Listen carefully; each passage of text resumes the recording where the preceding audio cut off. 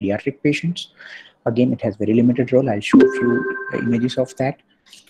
Ultrasound is a good tool for abdomen, but unfortunately for chest, the sensitivity of ultrasound is very less, because air is uh, air is enemy of ultrasound. Wherever there is more air, the ultrasound images are almost useless, because the ultrasonic waves, they do not pass through the air, and lung is full of air. So ultrasound is useful only to detect pleural effusion, because there is no air, and then there is fluid between the visceral and parietal pleural cavities.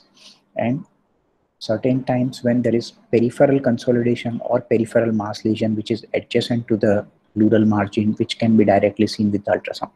Again, the other limitation of ultrasound is bone, and the chest or the lungs are completely covered with the rib cage.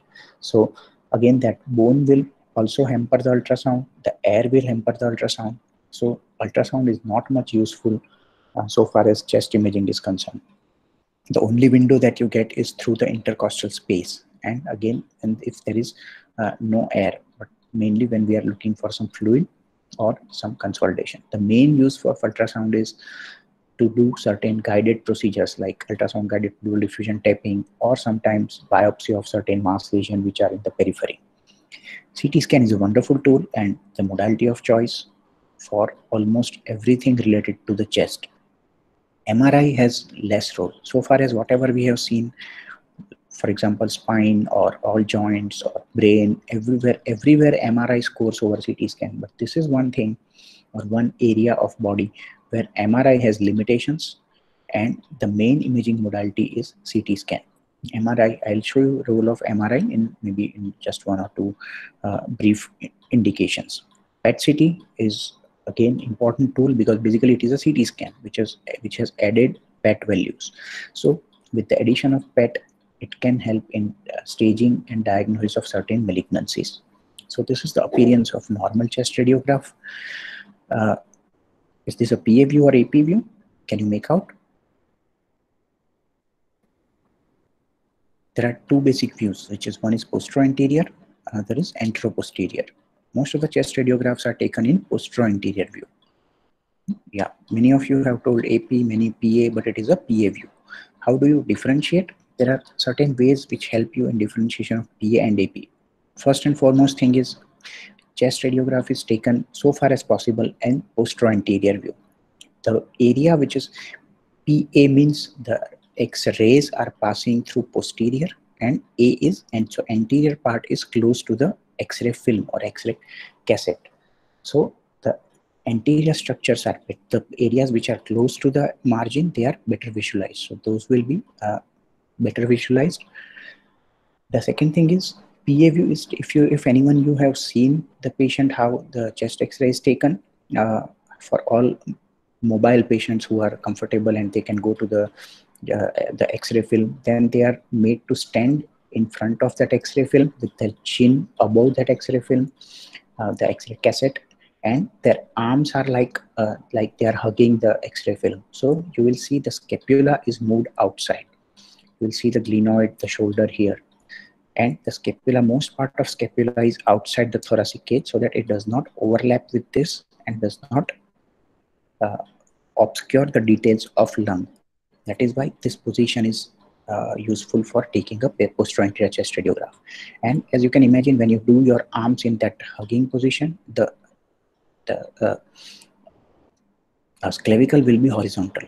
So when you see horizontal clavicle, the scapula is moved out of the thoracic cavity. So all these suggest that this is an PA view. AP view is usually taken in patients who can not move too much, so that particularly the bedridden patient, or when the patient is on trolley and the X-ray film is placed under the patient's back, and then AP view is taken, where the X-rays they pass from anterior to the posterior. So you will see the spine much better in those AP views. It is just like taking X-ray of dorsal spine, but the difference is in the exposure values. Whenever we want to take X-ray of chest, there are different KV and MAS for the X-rays. So the KV and MAS setting are different for taking a radiograph of chest and radiograph of dorsal spine. Otherwise, the AP view will still, it will show the dorsal spine little better because the posterior part or the spine is closer to the X-ray film. So that is the difference between PA and AP. Second thing is, most of the times AP view is taken in the bedridden patient, so you might not see this fundal gas, because many of the times when taken in PA view, you will see air fluid level here, because there is fluid in the stomach, there is some air in the stomach, and that results in this air fluid level. So that air fluid level is not seen if the patient is supine. So that is AP view. Other thing is, whenever the X-ray is taken in supine position, AP can also be taken with the patient in sitting position. But when the X-ray is taken in the supine position, then again your findings will significantly change. Because if there is pleural effusion, if there is pneumothorax, all that will not show the classical signs which you normally see in an upright X-ray. Because in standing X-ray, the pleural effusion will cause blunting of this costophrenic angle, and fluid will accumulate here because this is the dependent position. While in patients who are in supine, the fluid will go throughout the lung field. It will be in the dependent position, but then the dependent position is posterior. So it will be throughout this entire pleural cavity. So you might see that one lung is a little hazy compared to the other, or this lung is more radiolucent, this is more radio opaque relatively whenever there is pleural effusion and X-ray is taken in the supine position. So you should be able to make out whether it is taken in supine or a standing position. Then always look for the medial ends of clavicle. They should be equidistant from the spine, because if the patient is standing a little oblique, so then this end of clavicle might be here, this end might be here, and your so many findings vary. Then you will see sternum here, and the sternal shadow will look like a paratracheal lymph node. Even with that obliquity, one lung will become more radiolucent, one lung will become more radio opaque. So you have to make sure that the X-ray is taken in the neutral position, or whenever there is rotation, try to interpret that X-ray with caution, and keep this in mind that because of rotation, certain areas which are seen on radiograph are not abnormal, but they are just the shadow of normal structures. The other thing what you should know is the zones. On CT scan, we mention the findings in upper lobe, middle lobe, lower lobe. But in radiograph, we cannot see those lobes separately because we cannot see the fissures. So here we mention the finding as in upper zone, mid zone, or lower zone. So usually upper zone is considered as anterior end of second rib. So this part is considered as upper zone. Anterior part of second and fourth ribs is middle zone, and below that is the lower zone. These are the posterior ends of the ribs, these are the anterior ends of the ribs, and you can count the ribs this way. This is first rib, which is going from here to here. This is second rib, which is going from here to here. So that is how you can see all these ribs, and you can mention about the radio opacity or any abnormality which is seen on chest radiograph according to zones. So if something which is, you are seeing it here, you can describe it as in the mid zone. Or if something which is here, you can describe it as in the perihilar region, because this is the area of lung hilum. So these are certain important areas in the lung, or important structures which you see on the chest radiograph. The central lucency is the trachea, which divides into the right and left main bronchus. So this is trachea, both bronchi. This is carina, that is the bifurcation of the trachea. You can see the right pulmonary artery or hilum, the left pulmonary artery, the aortic node. You can see the cardiac shadow, the gastric air bubble, and this is the diaphragm. So look at each and every corner of the X-ray. You have to see for the lung parenchyma, you have to see for all the structures, you have to see for bony structures. It is really difficult to evaluate a chest X-ray, and it needs a lot of expertise. Seeing hundreds or maybe thousands of X-ray, then you will be able to confidently tell that whether this X-ray is normal or abnormal. But the important thing is keep looking at X-rays. So this is all what you see on chest radiograph. And again, you can see this is taken in the PA view. You see the scapula which is moved out of the lung. There are even many more things which are to be seen on chest radiograph, like this azygoesophageal recess, the interlobar artery, the right atrium, the right paratracheal stripe, the para-aortic line, the paraspinal line. And this is how conventionally people used to evaluate radiographs with all these subtle findings. Even if there is obliteration of any one of this line, that suggests that there is something abnormal which is happening in this area, and people used to diagnose even many abnormalities just looking at this obliteration or shifting of these lines. But gradually, with advent of CT scan, the importance of these has become little less, because now whenever you have any doubt, you directly send the patient for CT scan, which is much more sensitive and specific rather than chest radiographs. Similarly, there is a lateral chest radiograph, which we used to take very frequently in initial days, but now gradually they are taken less, because if you find any abnormality on PA, patient is usually sent for the CT scan. But lateral is very much important, particularly when you want to localize certain radio opacity. For example, if it is here, you don't know whether it is in the anterior part of lung, posterior part of lung, that you can differentiate on a lateral radiograph. More importantly, if there is some structure, like for example, a patient has put a coin in his upper pocket, so that coin on PA radiograph will be seen as a radio opacity here. So you might feel that there is a space occupying lesion or a rounded lesion here, but if you see the lateral radiograph, then you can make out that the coin is situated actually outside the patient's body. Similarly, sometimes the nipple shadow, they look like a space occupying lesion on the PA radiograph, which on lateral confirms that there is no abnormality in this region, and that is just because of the nipple shadow. So that is the importance of lateral radiograph. But as I said, now it is less and less taken. So far as CT scan is available, the patient is subjected for CT scan. The other thing that you should know is the bronchopulmonary segments and the lobes. As you all must be knowing, the right lung has 3 lobes, the upper lobe, middle lobe, and lower lobe, because there are 2 fissures. One is the oblique fissure or the major fissure. There is one additional horizontal fissure, also known as the minor fissure. So this divides the lung. The minor fissure separates the upper lobe from middle lobe, and the oblique fissure, it divides the lower lobe from the upper and middle lobe.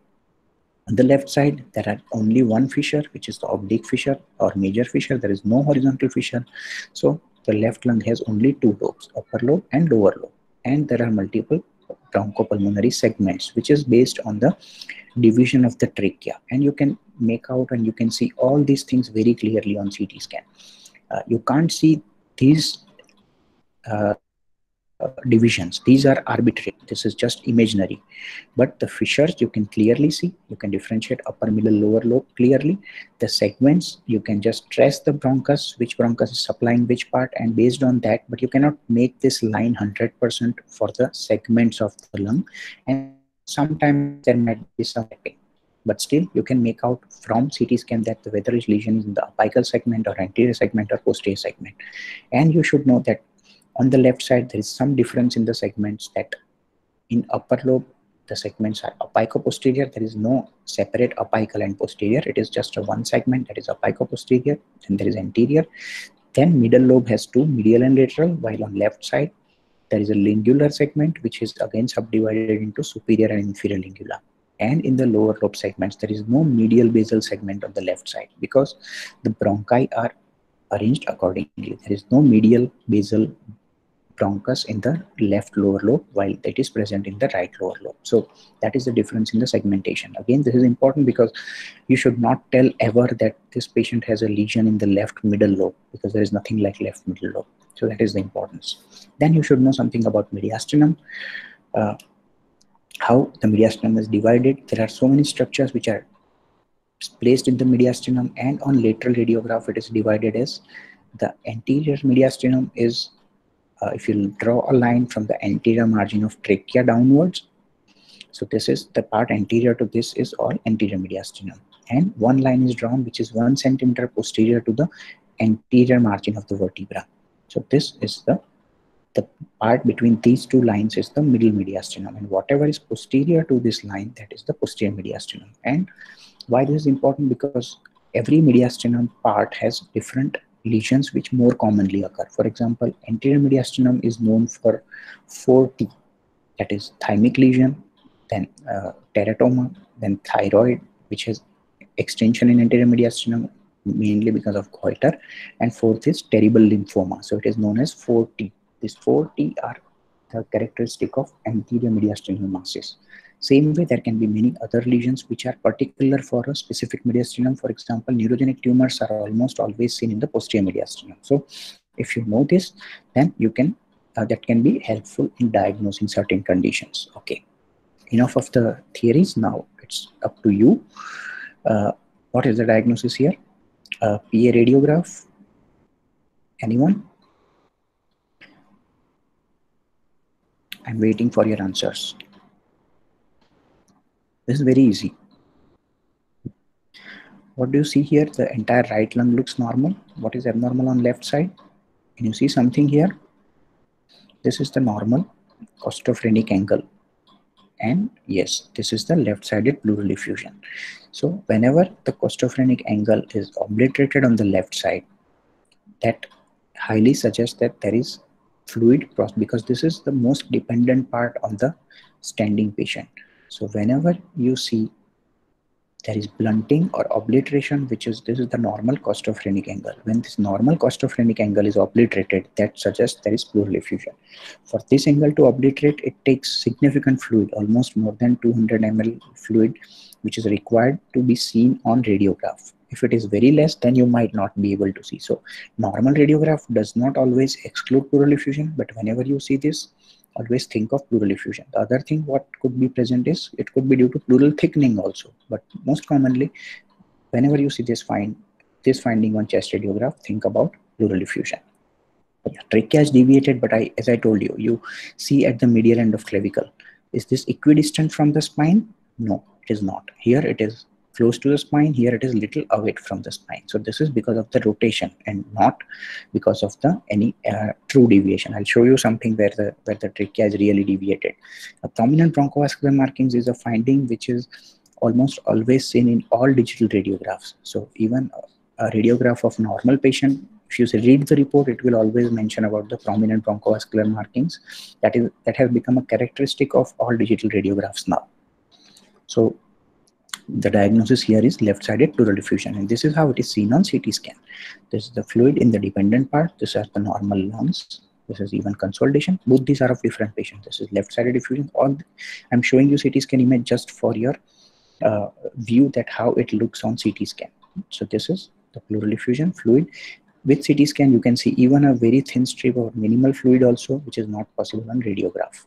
Okay, what is the diagnosis here?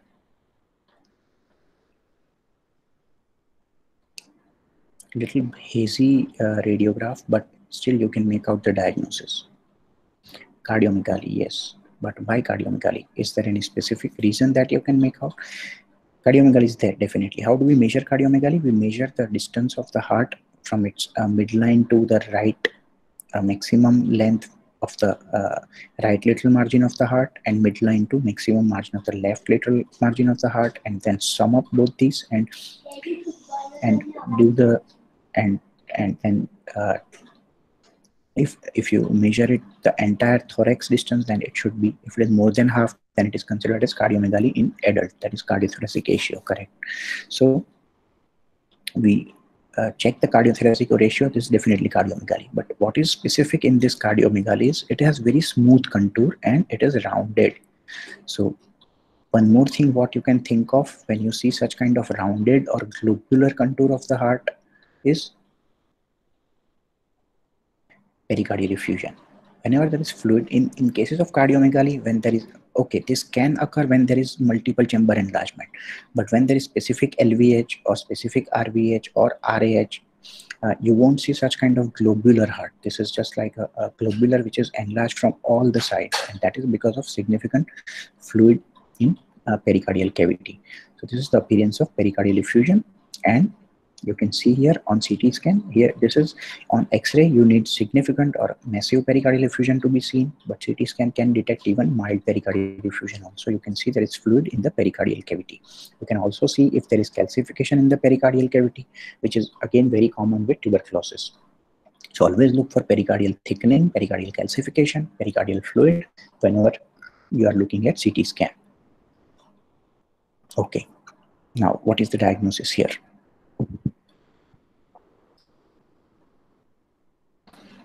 Which side is abnormal, right or left? Again, this is easy.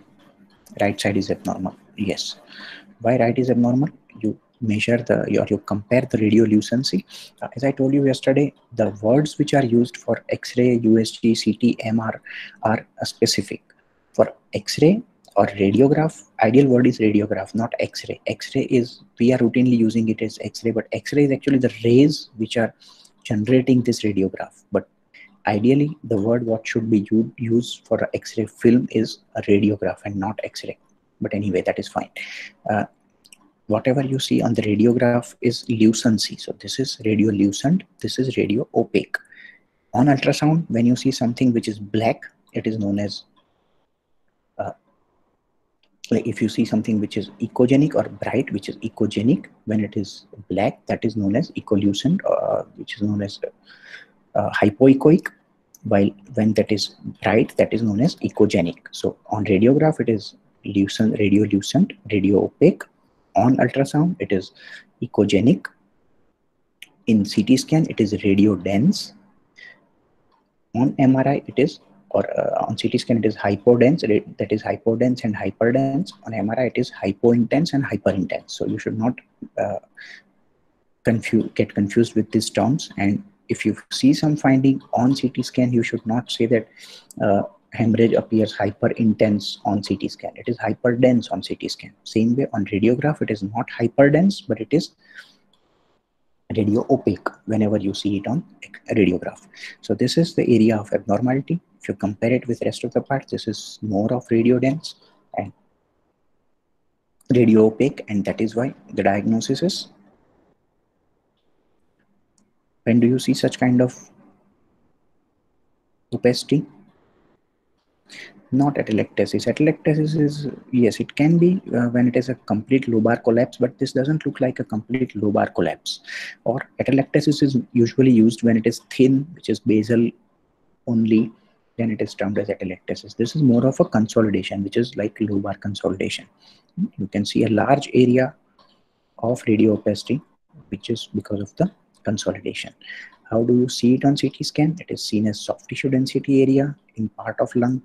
You might see air bronchogram, that is the normal bronchus is preserved, and you are seeing the bronchus within that.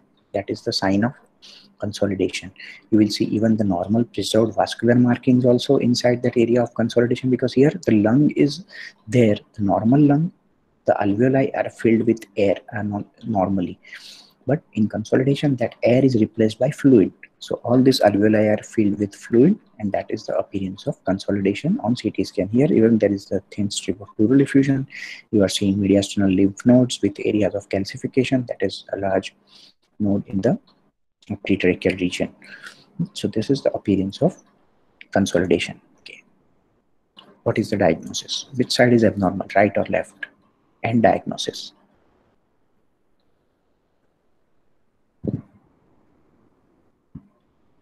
These 3 or 4 things are the most basic things, and that you must know. You cannot afford to miss these diagnoses. Consolidation, effusion, you cannot miss. Where is consolidation? Which lung? Right lung, left side affected. Okay, because this looks more lucent, this looks more opaque. No, it is actually opposite. This is normal and this is abnormal, because this is more lucent. So what can be the diagnosis? Can you see some other difference? You are seeing the normal bronchovascular markings here. And do you see any vascular marking here? No, there is no vascular marking. Why is it so? When there are so many of vascular markings, there should be some bronchovascular markings in this region also. Then, why is it so? Any guesses?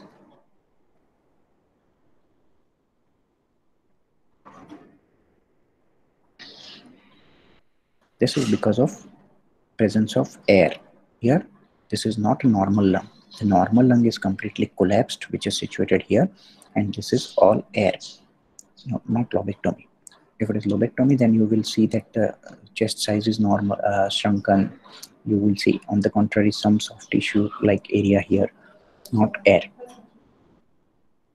So this is pneumothorax, exactly. So this is the appearance of a right-sided cross pneumothorax, and because of that, there is complete collapse of the right lung. So you cannot miss this finding. You should be able to diagnose even the even if the pneumothorax is minimum, and this is actually a massive pneumothorax which needs treatment, and patient have to get the ICD inserted in this kind of patient because there is significant collapse of the lung. Same here. Can you see this? ICD is placed. You don't see any bronchovascular marking here. This is all air which is between the lung parenchyma and the pleura. So this is right-sided pneumothorax. Okay, this is a little tricky one.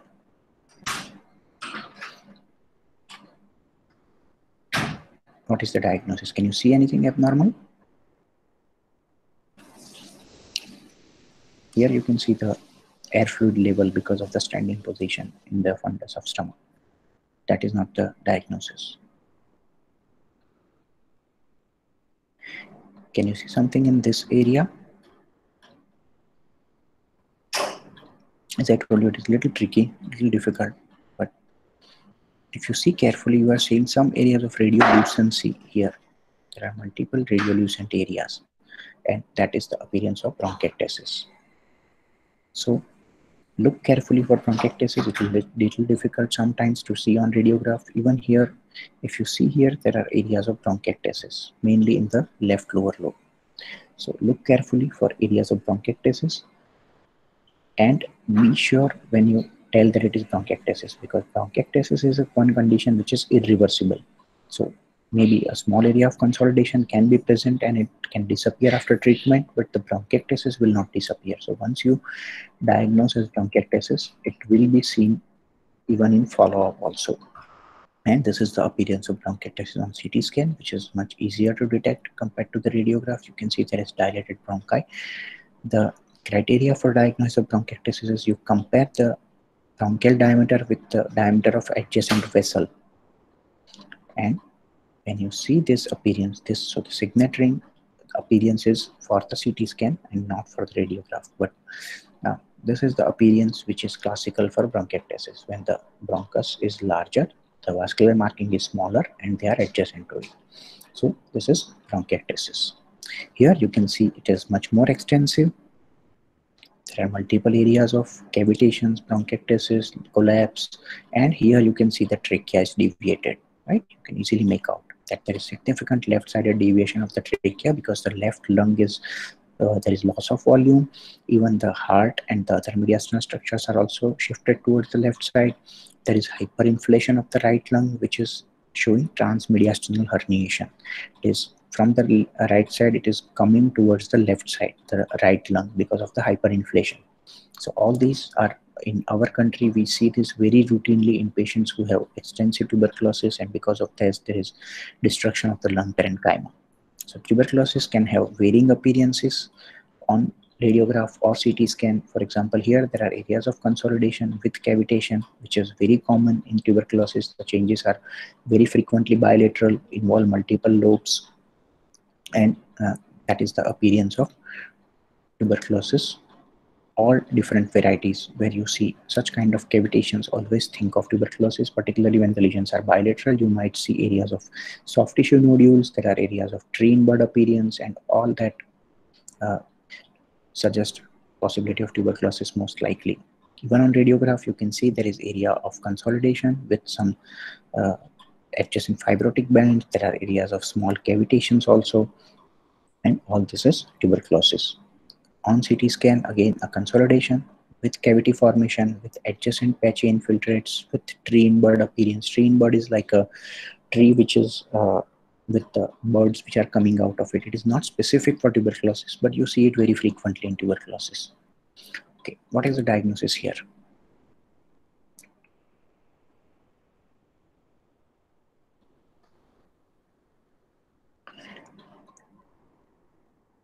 Which side is abnormal? One, right, left, or both? Right side is abnormal. What is the abnormality on right side? Both sides. Yes, that is true. Actually, both sides are abnormal. Right is more prominent because we are seeing pleural effusion here. There is some effusion probably on the left side also because there is blunting of the CP angle. But what more you see? This is easy. This even your the X-ray technician will tell that there is a pleural effusion. You should be able to see something more than that. If you look at these bronchovascular markings, they are not just markings, but there are multiple pinpoint areas of radio opacity throughout both the lung fields. So what is the diagnosis now?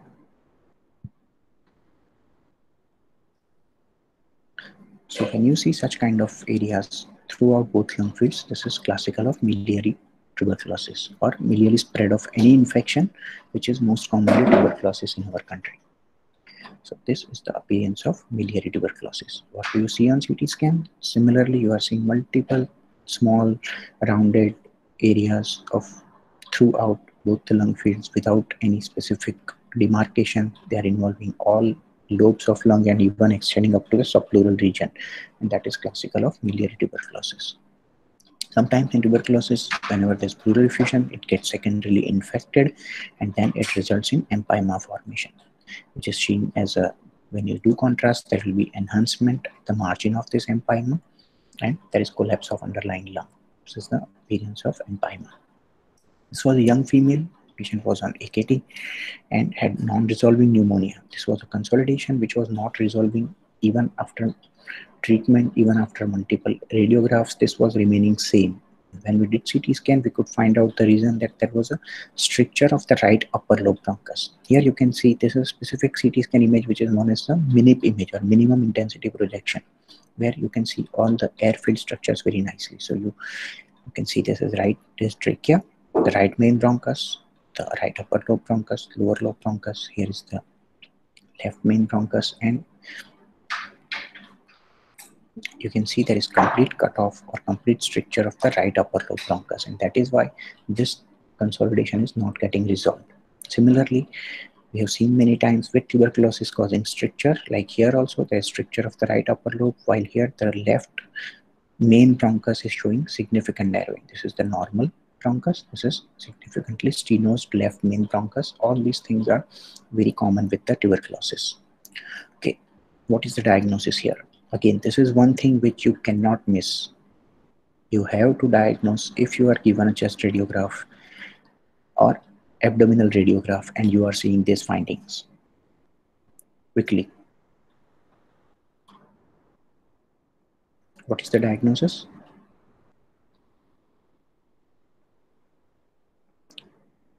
Don't expect to be to have good radiograph in these conditions because patients are unstable and they may not cooperate to take good radiograph.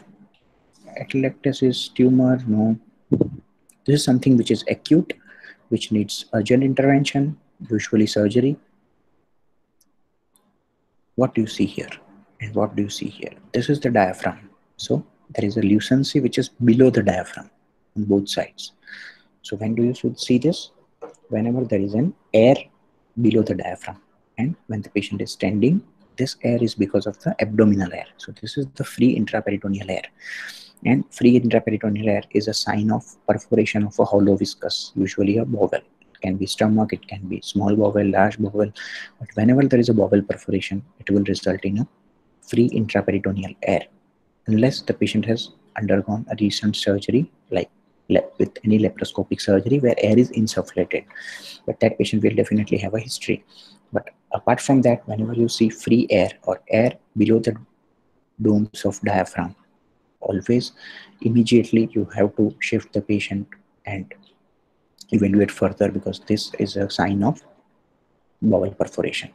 And it is the best radiograph to show the free abdominal air. It is not the X-ray of abdomen, but it is X-ray chest, because in chest X-ray the diaphragm will be almost at the center part of the X-ray. If you take X-ray of abdomen, then the diaphragm will be somewhere here, and sometimes the resolution of this part of radiograph is not as clear as in this part. So whenever there is suspected free intraperitoneal air, it is always better to get a chest radiograph done rather than radiograph of abdomen. If you want to see the air fluid levels in the bowel because of intestinal obstruction, then a radiograph of abdomen is needed. But to see for free gas under the diaphragm, it is always chest radiograph.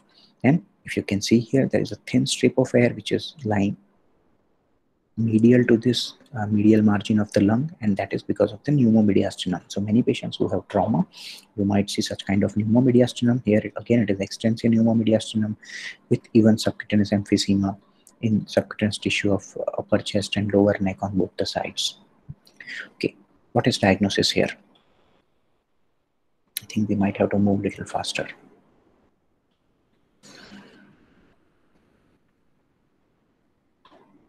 Can you see this radio opacity in the left perihilar region?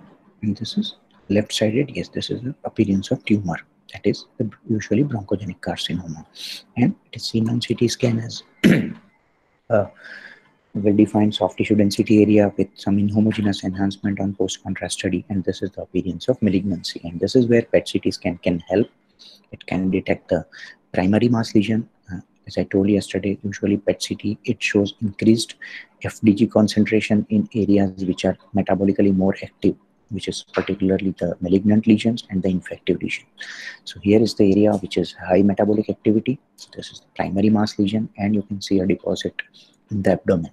These small deposits are sometimes difficult to detect on CT scan, but with PET, as they light up because of the more FDG, they are much easier to be seen. So it is better for staging of the patient. Okay. What is the diagnosis here? It's already marked with arrow. There is more prominence of bilateral hilum, and that is seen in patients who are having bilateral hilar lymphadenopathy, or sometimes when patient has enlarged pulmonary arteries. But when the pulmonary arteries are enlarged, you might see the other changes also because of pulmonary hypertension. This is bilateral hilar lymphadenopathy. You can see on CT scan also there are enlarged lymph nodes in bilateral hilar region as well as subcarinal region. And there are different causes for bilateral hilar lymphadenopathy. One which you should keep in mind is sarcoidosis. Tuberculosis can always cause lymph nodes almost everywhere, the anterior, middle, posterior mediastinum, every part. But whenever it is specifically bilateral hilar with associated lung changes, then it can be due to sarcoidosis also.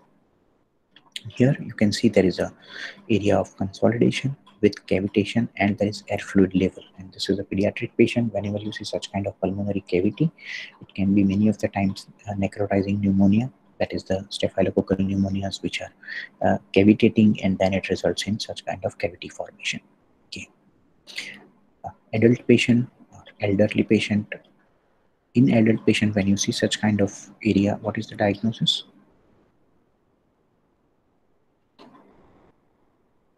You can see there are multiple rounded areas in both lung fields almost throughout.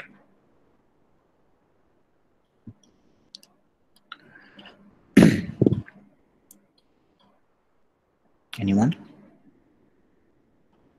Not bronchitis, no TB. It's not classical for tuberculosis. Tuberculosis will show consolidation, there might be infiltrates or there might be cavitations, but not such well-defined rounded lesions in both lung fields. Not chronic asthma. This is the classical appearance of multiple metastatic lesions in lung, which is also known as the cannonball metastasis. These cannonball metastases are frequent with, if patient is young, then they could be due to testicular carcinoma, or they can be with any other malignancy. But when you see such rounded lesions in both lung fields, always think about metastasis, particularly when they are multiple. That is very classical appearance of multiple metastatic lesions. And not just lung parenchyma, also look for other findings like cervical rib. On left side, there is complete bony cervical rib. On right side, also there is partial cervical rib. And particularly patients who have pain in the limb, you should look carefully for the presence of cervical rib, because that can cause thoracic outlet syndrome with compression of the either the brachial artery, or sometimes it can cause compression of the brachial plexus and results in symptoms to the patient. Same way, for example, when radiograph is like this, still if you look carefully, you can see the cervical rib on both the sides. Okay. What is present here? There is a well-defined nodule in the right upper zone. Whenever there is a lung nodule, it can be because of multiple conditions, and again it is maybe a separate discussion of 20-30 minutes for the just causes of solitary pulmonary nodule. Whenever you see single nodule, it can be a tuberculous lesion, it can be a mass lesion, primary mass lesion, or metastatic lesion. Sometimes even a round pneumonia is also there, which is a consolidation, which is round in shape.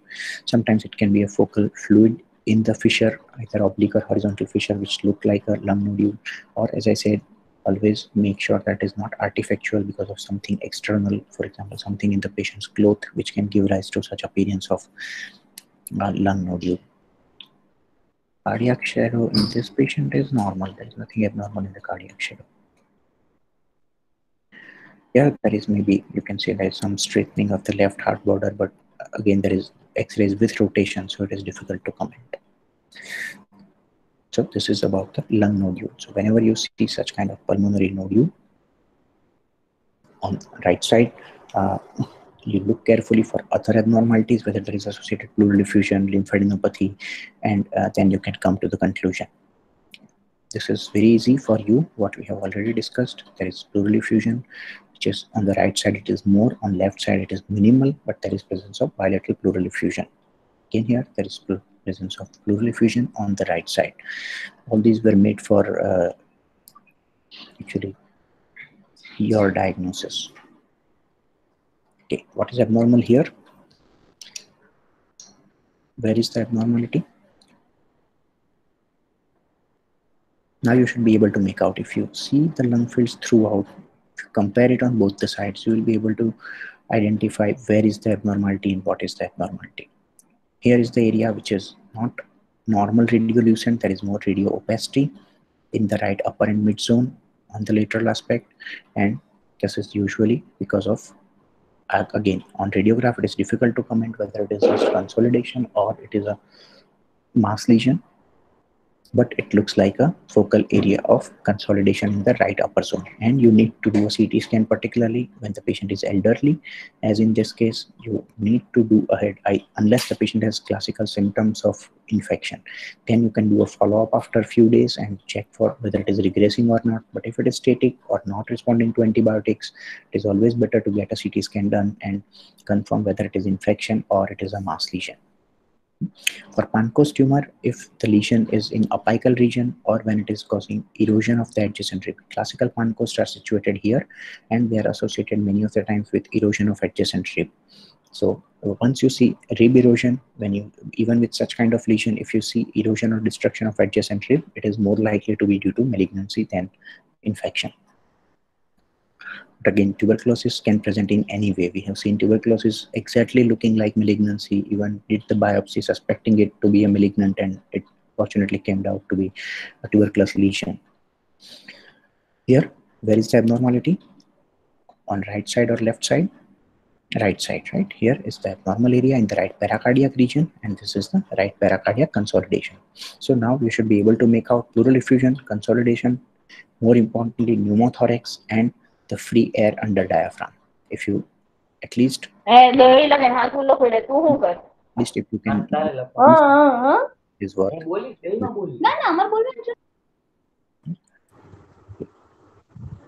Subtle consolidation in the right lower zone. So sometimes it is very dense like here, sometimes it can be subtle like here, but always look for these areas of consolidation. This is again an elderly patient, and you see there are prominent markings, but there is more radiolucency. The cardiac shadow is many of the time smaller in size, and you might see flattening of the diaphragm, and that is the appearance of lung emphysema. And the lungs are hyperexpanded. Many of the patients have this COPD, chronic obstructive pulmonary disease, or asthma, and they may have such kind of appearance on radiograph because of the emphysema. Other thing is when you see such kind of we saw the prominent bronchovascular markings, but they were homogeneous, while here the pattern you see is little different from that, and that is because of the interstitial lung disease. Again, for further characterization, you have to do a CT scan, and CT shows there are areas of honeycombing with interlobular septal thickening and ground glass opacities in both the lung fields, and that is the cause of interstitial lung disease, which can be NSIP, UIP. Again, you can differentiate depending on the pattern of the involvement. Also look for the mediastinal structures. Like here, there are multiple mediastinal lymph nodes which are showing caseation on post-contrast study, and in young patient, this appearance is very much classical of tuberculosis. This was a young male who presented with recurrent cough, and when we did CT scan, there was a left lower lobe collapse. So this is the consolidation, or many of the time this is because of the collapse of the lower lobe. Right? So this is left lower lobe collapse, which was persistent on radiograph since multiple weeks, not responding to any treatment. So we did CT, And what we could find out, there was something in the left main bronchus. So there is some abnormality in main bronchus. We even do virtual bronchoscopy in such kind of patient. It is just like you are seeing, this is just a CT scan image, and you can see like you are putting a scope inside and seeing that. And if you see here, this is right, this is left, because it is in the opposite direction. So if you see here, this is the patent bronchus. Here it is obstructed because of something, and so we could make out that there is a foreign body in the left main bronchus, which has resulted in lower lobe collapse. And when they did the bronchoscopy and took it out, there was a piece of chestnut, now that patient might have swallowed incidentally. Even parents were not knowing, and that was causing that collapse. So when you are looking at radiograph of infants or young children, always take care of thymus, because the thymic shadow can be very large. The sign which is known as the sail sign, that is like a sail of a ship. So when you see such appearance, it is not a, don't directly jump to abnormality or lymph node or mass lesion. This is a normal thymus. The normal thymus is of very large size in young patients. Gradually it shrinks and becomes smaller and smaller, and then become triangular. But particularly in infants and young individuals, always take care of this thymic shadow and don't misinterpret it as mass lesion. Same way, this looks like a definite mass lesion, but this was just a normal thymus. And when you see mass lesion like here, this is a soft tissue lesion. This is not so young child. This is a female, a young female, which had a large mass lesion in the anterior mediastinum with pleural effusion, and that on biopsy turned out to be a germ cell tumor. Similar lesion, very homogeneous, which is encasing vessels, and this was the appearance of lymphoma. And in lymphoma, PET-CT again has a very important role for staging and characterization of the disease, because it has very high sensitivity. A young female with an incidentally detected lesion in the radiograph. You can see a large radiopacity in the left lower zone and mid zone. Even on lateral radiograph, you can see that it is situated in the middle and the posterior part, but it is very big size, so it is even extending to anterior, middle, and posterior mediastinum everywhere. And on CT scan, it was a very large but well-defined homogeneous fluid-filled lesion, and this turned out to be an esophageal duplication cyst. Or else sometimes it can be a bronchogenic cyst also, which can have similar appearance, but it is a benign cystic lesion. And large nodes we have seen. Similarly, there is a lesion which is in the posterior part of the mediastinum, which is soft tissue density, very homogeneous, and this was a neurogenic tumor.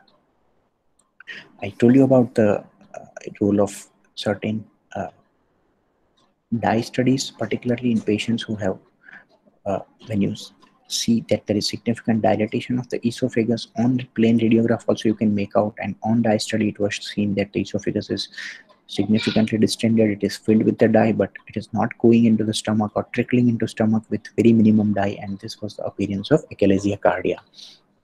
Here again, newborn and present with respiratory distress, and when the oral contrast was given, it was even passing into the trachea and bronchial tree. So this was the tracheoesophageal fistula. So diagnosis of certain conditions can be made very easily with the help of dye studies. Lastly, before we conclude about chest, there is one important structure in the chest is a heart, and many of the cardiac abnormalities, they are also seen on the radiograph. But again, with echocardiography, the importance of radiograph is now less and less. We just have to make out whether there is something abnormal or there is cardiomegaly with a specific chamber enlargement, and then rest of the things are taken care by the echo. We do even CT scan many frequently for complex congenital cardiac anomalies like hypoplastic pulmonary arteries. If you see here, both pulmonary arteries are very small. Here is a stenosis in left pulmonary artery. Here you can see the pulmonary artery is crossing around the trachea, and it is causing compression of the trachea, which is known as the pulmonary artery sling. Or there can be different conditions like total anomalous pulmonary venous drainage, where the pulmonary veins, they do not drain directly in the heart, but instead they are draining into IVC or any other part, that is known as the various varieties of TAPVC, that is infracardia, or it can be supracardia. Or sometimes there can be partial anomalous pulmonary venous drainage, where you can see a vein which is draining into superior vena cava. So all these are different varieties of the cardiac anomalies which can be detected with the help of CT scan. Is truncus arteriosus, which is a common artery from which the aorta and pulmonary artery both arises. So there is a common trunk which is arising from the ventricular chamber, and then it divides into the aorta and the pulmonary artery. Many of these child, they present with cyanosis because there is a mixing of the oxygenated and deoxygenated blood, and that is why it is very much important to detect it early. So whenever you see this kind of appearance on radiograph, you should at least subject the patient further for investigations like echocardiography or CT scan. So stay safe, work with caution, and our fight against COVID continues. And maybe that is the reason why we are not talking in front, but instead we are doing this online sessions. But hopefully from next year onwards, again, things will be on track in a few months, and probably will be able to meet all of you. Thank you so much. Are there any questions?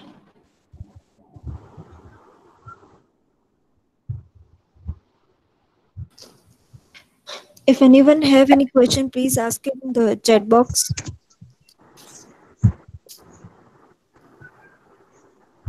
Anything else that you that I have missed out? Because again, chest is also a very big subject. So I just wanted to show you certain common conditions which we come across every day or frequently, because otherwise it takes again, all these are not things which can be learned completely in 1 hour's time. But at least if you know that the Silhouette sign is whenever there is a two structures which are overlapping each other, and the one structure, it obscures the other structure.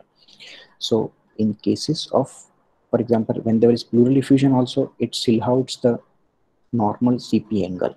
Or when there is a lesion which is involving the right middle lobe, then it will, which is situated in the pericardiac region, then the right margin of the heart will be silhouetted, or it will be obscured by that structure which is seen adjacent to it.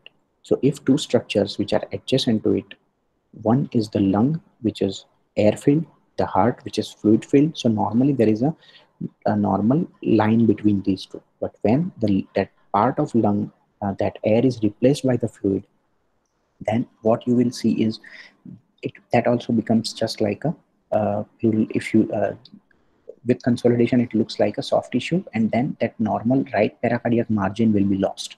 So that is called as the Silhouette sign. Similarly, when there is right lower lobe collapse, it will silhouette the right dome of diaphragm or margin of the right dome of diaphragm.